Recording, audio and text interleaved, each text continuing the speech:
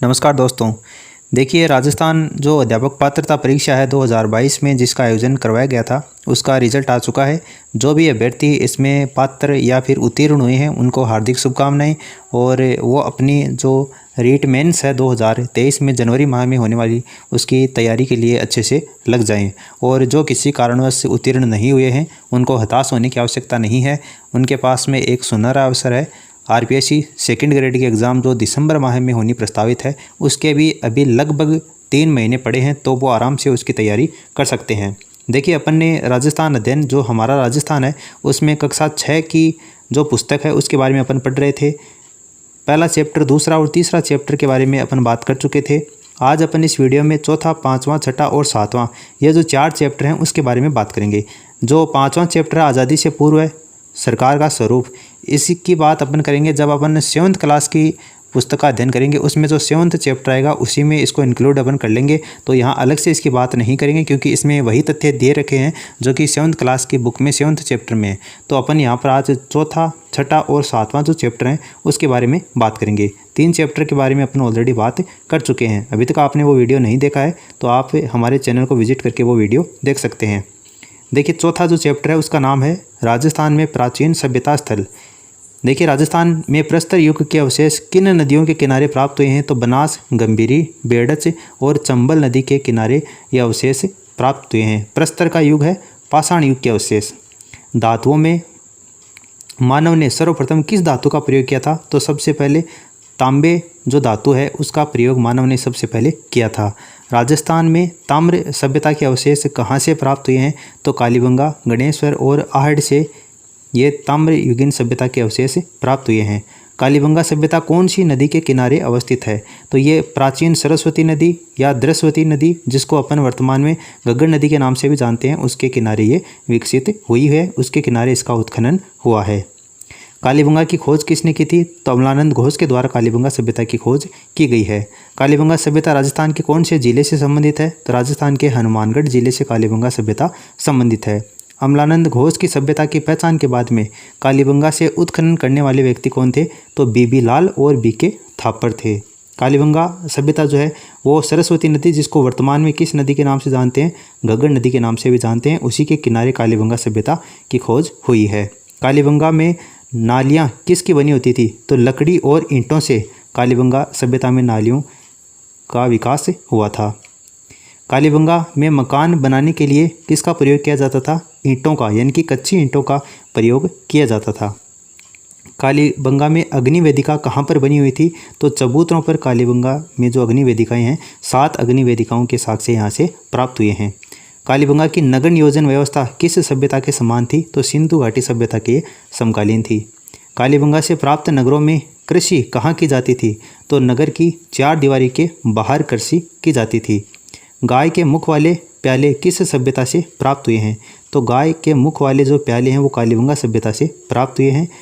तांबे की बेल की मूर्ति कालीबंगा से प्राप्त हुई है। कांस्य का जो दर्पण है वो कालीबंगा से प्राप्त हुआ है। किस सभ्यता से हमें हाथी दांत से बना कंगा प्राप्त हुआ है? तो हाथी दांत से बना हुआ कंगा कालीबंगा से प्राप्त हुआ है। कालीबंगा सभ्यता का विनाश किस कारण से हुआ माना जाता है? देखिए, कालीबंगा सभ्यता का जो विनाश है वो अलग अलग विद्वानों के द्वारा अलग अलग यहाँ पर मत दिया गया है, लेकिन आपकी जो राजस्थान अध्ययन की बुक है 6ठी क्लास की, उसमें जो चौथा चैप्टर आपको दे रखा है उसमें इसका जो विनाश है वो नदियों का पानी सूखने और मरुस्थल के बढ़ने से इसका विनाश बताया गया है, इसलिए यही अपन को ध्यान में रखना है। उदयपुर के धूलकोट का संबंध किस सभ्यता से है? तो आहड़ सभ्यता से उदयपुर के धूलकोट का संबंध है। किस स्थान को पहले तांबावती या ताम्रवती नगरी के नाम से जाना जाता था? तो आहड़ सभ्यता जो धूलकोट टीला है यहीं पर सबसे ज़्यादा खुदाई का कार्य हुआ है, इसलिए तांबावती के नाम से धूलकोट टीले को ही जाना जाता है। धूलकोट की जो दीवारें हैं वो किससे बनी होती थी? तो ये जो दीवार है वो पत्थर और मिट्टी से बनी होती थी। किस सभ्यता के मकानों से हमें 6 चूल्हे प्राप्त हुए हैं? तो आहड़ सभ्यता से हमें 6 चूल्हों के अवशेष प्राप्त हुए हैं। 6 चूल्हे मिलना किसका प्रतीक है? तो ये सामूहिक परिवार यानी कि संयुक्त परिवार का प्रतीक है। कौन सी सभ्यता जहाँ पर उच्च कोटि के चावल का उत्पादन किया जाता था? तो आहड़ सभ्यता से उच्च कोटि के चावल का उत्पादन किया जाता था। किस सभ्यता से प्राप्त चूल्हे?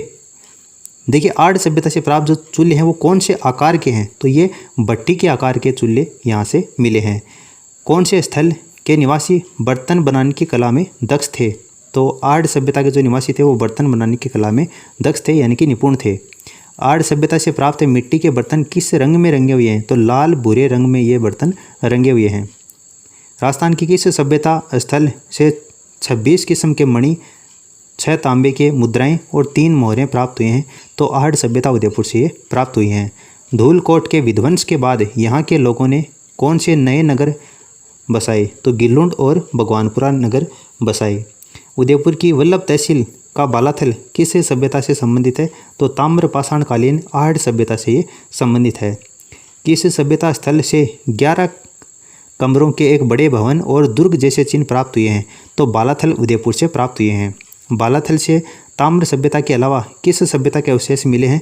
तो लोहकालीन सभ्यता के अवशेष मिले हैं। लोहा गलाने की भट्टियाँ कहाँ से प्राप्त हुई हैं? तो बालाथल से प्राप्त हुई हैं। बेराट जयपुर के अलावा किस स्थान से बुने हुए वस्त्र के अवशेष प्राप्त हुए हैं? तो बालाथल से प्राप्त हुए हैं। गणेश्वर सभ्यता के अवशेष कहाँ से प्राप्त हुए हैं? तो सीकर जिले के नीमका थाना तहसील और गणेश्वर नामक स्थान से मिले हैं। गणेश्वर सभ्यता को किस नाम से जाना जाता था? तो ताम्र संचित संस्कृति या ताम्रयुगीन सभ्यताओं की जननी के नाम से भी अपन इसको जानते हैं।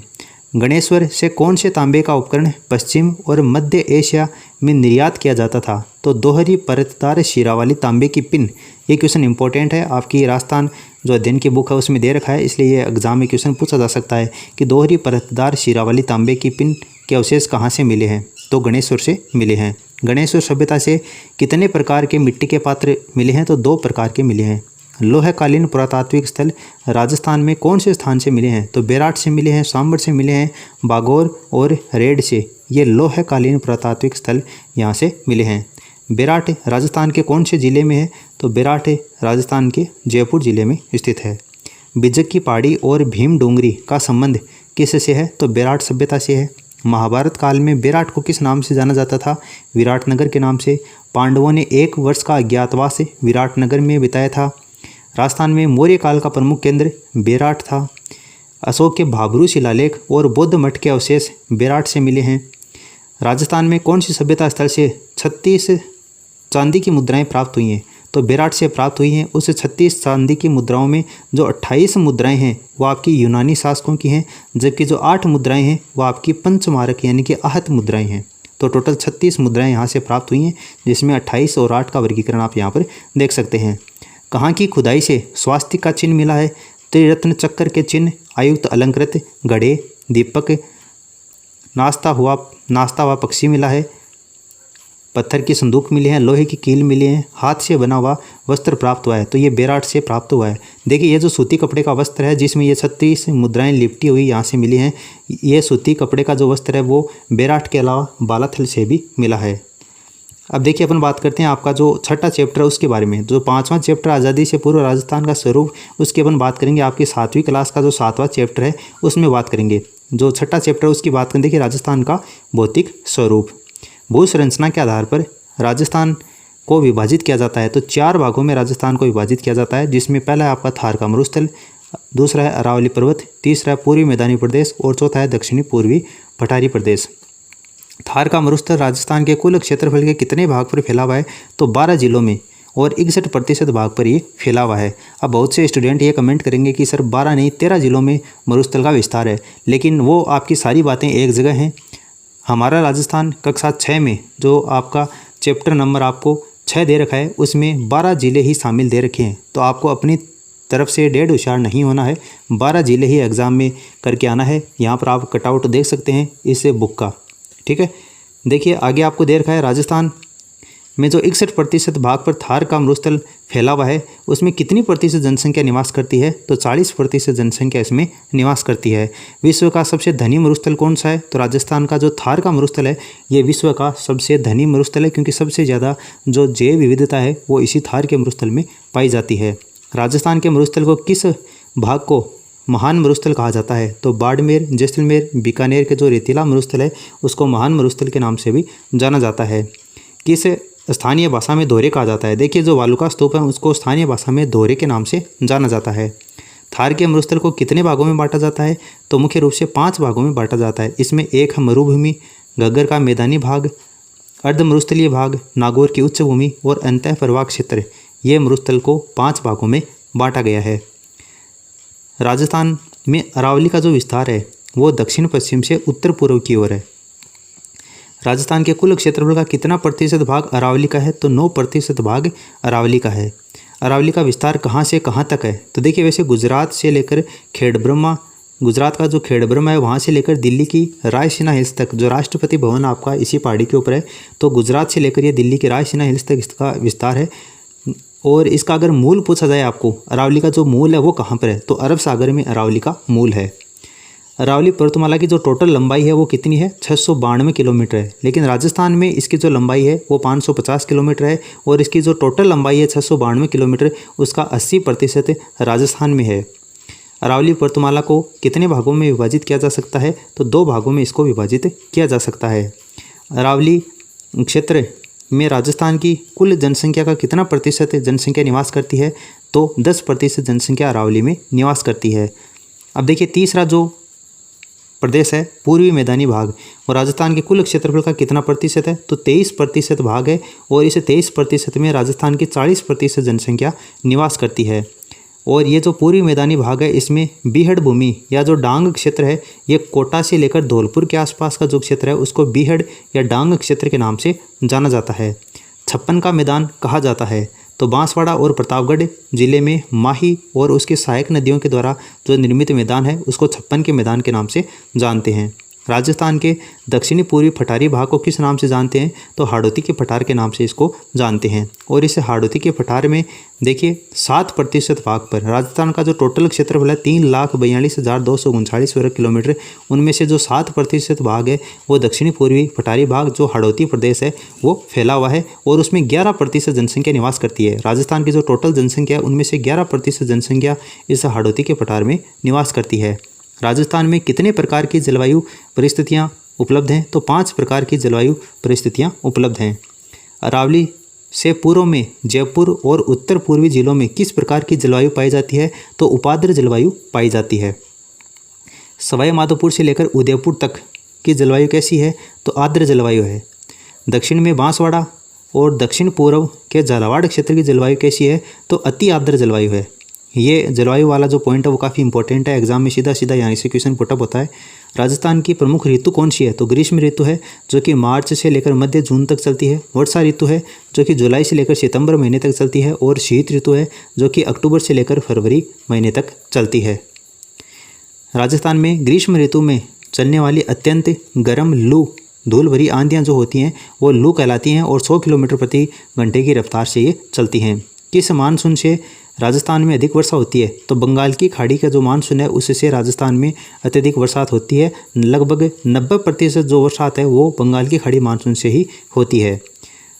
दक्षिणी राजस्थान में जो सर्वाधिक वर्षा है वो किस मानसून से होती है? तो अरब सागर से। दक्षिणी राजस्थान अगर विशेष आपको क्वेश्चन में दिया हुआ मिले तो दक्षिणी राजस्थान में अरब सागर से बरसात होती है। राजस्थान का सर्वाधिक आर्द्र जिला कौन सा है? तो जिला है झालावाड़। 100 सेंटीमीटर यहाँ पर जो वर्षा है वार्षिक ये होती है। राजस्थान सबसे गर्म जिला पूछे तो जैसलमेर है, 10 सेंटीमीटर तक यहाँ पर बरसात होती है। लेकिन अगर सर्वाधिक वर्षा वाला स्थान पूछे, देखिए यहाँ पर जिला पूछा था तो झालावाड़ था, सबसे ज़्यादा वर्षा वाला स्थान पूछे तो माउंट आबू करना है, 150 सेंटीमीटर तक यहाँ पर वर्षा होती है। शीत ऋतु में जो बारिश होती है उसको राजस्थान में मावठ के नाम से जानते हैं। शीत ऋतु में होने वाली जो वर्षा है वो किससे होती है? तो भूमध्य सागरीय जो पश्चिमी विक्षोभ हैं उनसे शीत ऋतु में वर्षा होती है जिसको मावठ के नाम से जानते हैं, जो कि गेहूं की खेती के लिए सबसे ज़्यादा उपयुक्त होती है। अब देखिए बात करते हैं चैप्टर नंबर 7 जिसका नाम है जल संसाधन एवं संरक्षण। तो राजस्थान में जल विभाजक का कार्य कौन करता है? अरावली जो पर्वत है ये राजस्थान में जल विभाजक का कार्य करते हैं। यानी कि आपका राजस्थान का जो मैप है इसमें आपका जो अरावली पर्वतमाला है ये जल विभाजक का कार्य ऐसे करती है कि इससे पश्चिम में जो भी नदियाँ निकलती हैं वो आपके अरब सागरीय नदी तंत्र का भाग है और पूर्व की तरफ से जो भी नदियाँ निकलती हैं ये बंगाल की खाड़ी अपवा तंत्र का भाग है, इसलिए ये जल विभाजक का कार्य करती है। इसके समानांतर जो वर्षा रेखा निकलती है ये 50 सेंटीमीटर वर्षा रेखा गुजरती है। अपवा क्षेत्रों के मध्य उच्च भूमि जो वर्षा जल को विभिन्न दिशाओं में विभक्त करके प्रभावित करती है उसे जल विभाजक रेखा के नाम से जाना जाता है। राजस्थान में अपवा तंत्र को कितने भागों में बांटा गया है? तो 3 भागों में बांटा गया है। एक है बंगाल की खाड़ी अपवा तंत्र, एक है अरब सागरीय अपवा तंत्र और एक है आंतरिक अपवा तंत्र। तो ये 3 भागों में राजस्थान के अपवा तंत्र को बांटा गया है। राजस्थान की बनास, काली सिंध, पार्वती, ये जो नदियाँ हैं वो आपकी यमुना नदी में जाकर गिरती हैं। यमुना नदी किस नदी में मिलकर अपना जल है वो बंगाल की खाड़ी तक पहुंचाती है? तो यमुना नदी जो है वो आपकी गंगा नदी की सहायक नदी है। अरब सागर में जल ले जाने वाली नदियां कौन कौन सी हैं? तो अरब सागर में आपकी पश्चिमी राजस्थान की सबसे प्रमुख नदी लूणी नदी है, माही नदी है, साबरमती नदी है, पश्चिमी बनास नदी है और उनकी जो सहायक नदियाँ हैं वो आपकी अरब सागर में जल अपना ले जाती हैं। ऐसे नदियाँ जो समुद्र में पहुँचकर जल भाग में विलुप्त हो जाती हैं, यानी कि ऐसी नदियाँ जो कि समुद्र में न पहुँचकर वो जो राजस्थान का स्थल भाग है वहीं पर विलुप्त हो जाती हैं, उनको अपन आंतरिक प्रवाह की नदियाँ कहते हैं। जैसे कि जो आपकी जैसलमेर की कांकने नदी है, इधर आपकी खंडेला की सीकर से जो कांतली नदी निकलती है, सीकर और झुंझुनू भाग में प्रवाहित होती है। तो ये जो राजस्थान की आंतरिक प्रवाह की नदियाँ हैं ये समुद्र में नहीं पहुँचती हैं, जबकि ये राजस्थान का जो स्थल भाग है यहीं पर विलुप्त हो जाती हैं। राजस्थान में आंतरिक प्रवाह की कौन कौन सी नदियाँ हैं? तो घग्गर नदी है, बाणगंगा नदी है, कांतली नदी है, साबी नदी है, रूपारेल नदी है, मेड नदी है। ये सभी आपकी आंतरिक प्रवाह की नदी हैं। ये अपना जल समुद्र में नहीं ले जाती हैं बल्कि ये आंतरिक भाग में ही विलुप्त हो जाती हैं। चंबल नदी का उद्गम कहाँ से होता है? तो मध्य प्रदेश में जो विंध्याचल पर्वत है यहाँ से चंबल नदी का उद्गम होता है। राजस्थान की 12मासी सबसे लंबी नदी कौन सी है? तो चंबल नदी है। चंबल नदी राजस्थान में कहाँ पर प्रवेश करती है? तो भैंसरोडगढ़ जो कि चित्तौड़गढ़ में स्थित है वहाँ पर ये चंबल नदी राजस्थान में प्रवेश करती है। चंबल नदी का बहाव क्षेत्र राजस्थान में कहाँ पर है? तो भैंसरोडगढ़ से ये प्रवेश करती है। कोटा, बूंदी, सवाई माधोपुर, करौली और धौलपुर में ये मध्य प्रदेश और राजस्थान की सीमा का निर्धारण करती है। चंबल नदी राजस्थान में कितने जिलों में बहती है? तो 6 जिलों में ये बहती है और कौन कौन से जिले हैं वो आप यहाँ पर देख सकते हैं। राजस्थान का उद्योग नगर किसे कहा जाता है? तो राजस्थान की जो औद्योगिक नगरी है वो कोटा को कहा जाता है। इंद्रप्रस्थ जो औद्योगिक क्षेत्र है वो आपका कोटा जिले में ही स्थित है। कोटा किस नदी के किनारे स्थित है? तो कोटा जो शहर है वो चंबल नदी के किनारे स्थित है। बनास नदी का उद्गम स्थल कहाँ से होता है? तो राजसमंद में जो खमनोर की पहाड़ियाँ हैं, देखिए यहाँ पर एक खबर लिखा गया है, राजसमंद में जो खमनोर की पहाड़ियाँ हैं वहाँ से बनास नदी का उद्गम होता है। और राजसमंद में खमनोर की पहाड़ियों से उद्गम होने के बाद में ये राजसमंद में, चित्तौड़गढ़ में, भीलवाड़ा में, टोंक और सवाई माधोपुर में या रामेश्वरम में जाकर ये चंबल नदी में विलय हो जाती है। बनास नदी चंबल में किस स्थान पर मिलती है? तो सवाई माधोपुर के रामेश्वरम में ये चंबल नदी में मिल जाती है। बनास नदी है तो बनास नदी एक मौसमी नदी है। राजस्थान में बहने वाली सबसे लंबी नदी कौन सी है? तो ये बनास नदी है। बनास नदी की लंबाई कितनी है? तो 480 किलोमीटर है। बनास नदी के तट पर स्थित नगर कौन सा है? तो टोंक और जो सवाई माधोपुर नगर है ये आपका बनास नदी के तट पर स्थित हैं। बनास की प्रमुख सहायक नदियाँ कौन कौन सी हैं? तो मेनाल है, कोठारी है, बेडच है और खारी नदी, ये बनास नदी की सहायक नदियाँ हैं। लूणी नदी का जो उद्गम है वो अजमेर जिले के नाग पहाड़ से लूणी नदी का उद्गम होता है। लूणी नदी का उद्गम अजमेर के किस स्थान से होता है? तो नाग पहाड़ से गोविंदगढ़ से इसका उद्गम होता है। लूणी नदी का उद्गम किन 2 धाराओं के मिलने से होता है? तो सरस्वती और जो साबरमती नाम की 2 धाराएं हैं उनके मिलने से लूणी नदी का उद्गम गोविंदगढ़, अजमेर, नागपहाड़ से होता है। लूणी नदी का बहाव क्षेत्र तो अजमेर से निकलने के बाद में ये नागौर, पाली, जोधपुर, बाड़मेर, जालोर होते हुए कच्छ की खाड़ी में ये चली जाती है। लूणी नदी का पानी कहाँ के बाद खारा हो जाता है? यानी कि आधी खारी आधी मीठी नदी पूछा जाए तो आपकी लूणी नदी है। ये बालोतरा, बाड़मेर तक इसका पानी मीठा होता है। उसके बाद में जो औद्योगिक रसायन है उसका पानी इसमें मिलने के कारण इसका जो पानी है उसमें खारापन आ जाता है, इसलिए आधी खारी आधी मीठी नदी पूछी जाए तो आपकी लूणी नदी है। ये आपकी पश्चिमी राजस्थान की सबसे प्रमुख नदी है। बालोतरा, बाड़मेर के बाद में इसका जो पानी है वो खारा हो जाता है। लूणी नदी की प्रमुख सहायक नदी कौन कौन सी हैं? तो जोजड़ी है, बांडी है, मीठड़ी है, जवाई है, खारी, सूखड़ी, सागी, गुइया, ये लूणी नदी की प्रमुख सहायक नदियाँ हैं। माही नदी का उद्गम स्थल कहाँ से होता है? तो मध्य प्रदेश के विंध्याचल पर्वत से माही नदी का उद्गम होता है। माही नदी राजस्थान के किन 2 जिलों की सीमा बनाती है? तो देखिए ये बांसवाड़ा और प्रतापगढ़ की ये सीमा बनाती है और डूंगरपुर और बांसवाड़ा में माही नदी बहती है। बांसवाड़ा के खादू ग्राम से ये राजस्थान में प्रवेश करती है और डूंगरपुर बांसवाड़ा की ये मुख्य नदी है और बांसवाड़ा और प्रतापगढ़ जिलों की ये सीमा बनाती है।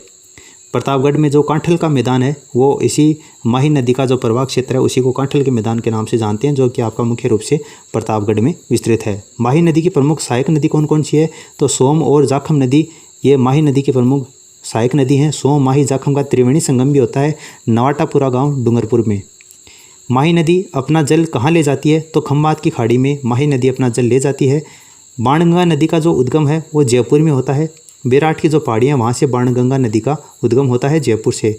कौन सी नदी का पानी भरतपुर में घना पक्षी विहार जो राष्ट्रीय उद्यान है आर्द्रभूमि है उसका निर्माण करता है? तो देखिए बाणगंगा नदी का जो पानी है वो भरतपुर में घना पक्षी विहार में पेयजल की आपूर्ति के लिए काम में आता है।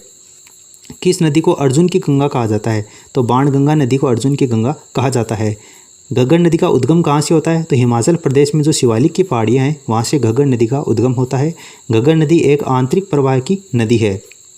ये राजस्थान में हनुमानगढ़ जिले से प्रवेश करती है और गंगानगर के बाद में ये नदी जो है वो अंडरग्राउंड हो जाती है, यानी कि भूमिगत हो जाती है।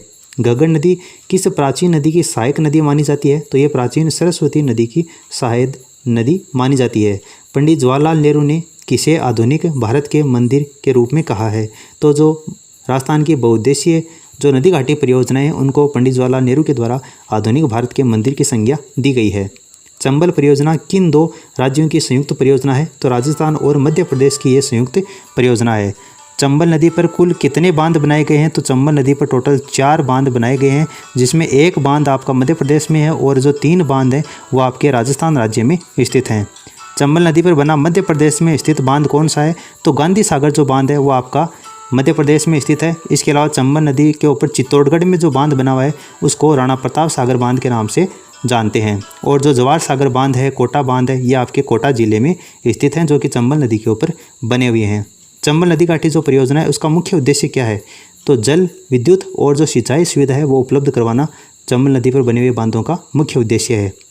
माही बजाज सागर परियोजना किन 2 राज्यों की संयुक्त परियोजना है? तो ये राजस्थान और गुजरात की संयुक्त परियोजना है। माही बजाज सागर बांध कहाँ पर स्थित है? तो ये बांसवाड़ा में बना हुआ है। माही बजाज सागर जो बांध है इसका मुख्य उद्देश्य क्या है? तो पेयजल, जल विद्युत और सिंचाई उपलब्ध करवाना ये माही बजाज सागर बांध का प्रमुख उद्देश्य है। बिसलपुर परियोजना का संबंध किस जिले से है? तो बिसलपुर जो परियोजना है वो देखिए टोंक जिले में स्थित है। बिसलपुर बांध कहाँ पर स्थित है? तो टोडाराय सिंह जो नगर है टोंक जिले में वहाँ पर बिसलपुर परियोजना स्थित है। बिसलपुर बांध से किन जिलों को पेयजल की आपूर्ति होती है? तो ये क्वेश्चन काफ़ी इंपॉर्टेंट है। जयपुर, अजमेर और टोंक जिलों को पेयजल की आपूर्ति होती है बिसलपुर बांध से। यानी कि अगर जयपुर जिले में आपसे ये पूछा जाए कि पानी कौन से बांध से आता है तो बिसलपुर बांध से ही आता है। सरदार सरोवर परियोजना किन राज्यों का संयुक्त परियोजना है? सरदार सरोवर परियोजना तो ये गुजरात, मध्य प्रदेश, महाराष्ट्र और राजस्थान इन 4 राज्यों की ये संयुक्त परियोजना है। सरदार सरोवर बांध कहाँ पर स्थित है? तो गुजरात में ये नर्मदा नदी के ऊपर स्थित है। सरदार सरोवर बांध से राजस्थान के किन जिलों को फ़ायदा मिलता है? तो बाड़मेर और जालोर। ये क्वेश्चन काफ़ी ज़्यादा इंपॉर्टेंट है। सरदार सरोवर बांध से राजस्थान के बाड़मेर और जालोर जिले की सिंचाई और जो पेयजल की सुविधा है वो उपलब्ध करवाई जाती है। जवाई बांध कहाँ पर स्थित है? तो जवाई बांध आपका पाली जिले में स्थित है, जो कि मारवाड़ का अमृत सरोवर कहलाता है। सोम कमला अम्बा परियोजना है वो डूंगरपुर जिले में है। जब मानसी वाकल परियोजना है वो आपकी उदयपुर में है। जाखम परियोजना का संबंध जाखम नदी पर जो बांध बना हुआ है प्रतापगढ़ में वहाँ से जाखम परियोजना का संबंध है। परंपरागत जल स्रोत तो देखिए कुएँ हैं, बावड़ियाँ हैं, जोहड़ हैं, टाँके हैं, खड़ीन हैं, ये आपके परंपरागत जल संसाधन के स्रोत हैं। देखिए गोवर्धन सागर और रस सागर झील कहाँ पर है? तो उदयपुर में है। गोवर्धन सागर और रस सागर झील उदयपुर में है। जना सागर झील है वो उदयपुर में है। गोमती नदी पर बांध बनाकर किस झील का निर्माण किया गया? तो जयसंबंध झील का निर्माण किया गया। जयसंबंध झील का निर्माण किसने करवाया था? तो मेवाड़ के महाराणा जय सिंह के द्वारा करवाया गया था। विश्व की मीठे पानी की सबसे बड़ी मानव निर्मित झील कौन सी है? तो ये आपकी जयसंबंध झील है। जोधपुर की प्रमुख झील कौन कौन सी हैं? तो देखिए जोधपुर में बालसमंद झील है, कायलाना झील है, उमेद सागर झील है, ये जोधपुर में स्थित हैं। गढ़सीसर झील है ये आपकी जैसलमेर में है। गेप सागर झील है ये आपकी डूंगरपुर में है। कोलाय झील बीकानेर में है। सिलीसेट झील ये अलवर में है। वर्तमान में जल संरक्षण के लिए कौन सी विधि प्रचलित है? तो रूफ टॉप जल संचय, यानी कि मकान की छत है उसके ऊपर जल को संचित करना, और वाटर हार्वेस्टिंग, ये वर्तमान में जल संरक्षण की प्रचलित विधियां हैं। तो देखिए दोस्तों, इस वीडियो में अपन ने बात की है 5, 6 और 7वें चैप्टर के बारे में, जो कि आपकी हमारा राजस्थान 6ठी क्लास में जो बुक चलती हैं उसके बारे में। अब आपका जो नेक्स्ट वीडियो आएगा उसमें 6ठी क्लास की जो बुक है हमारा राजस्थान, ये अपन कंप्लीट कर लेंगे। तो ये जो सीरीज़ है वो आपको कैसी लगी नीचे कमेंट करके ज़रूर बताना, और इस वीडियो को अपने दोस्तों के साथ में आप शेयर ज़रूर कर दें। जितना अच्छा आपका रिस्पॉन्स आएगा उतना ही जल्दी आपको वीडियो प्रोवाइड करवाया जाएगा। फिलहाल इस वीडियो में इतना ही। Thanks for listening. God bless you all.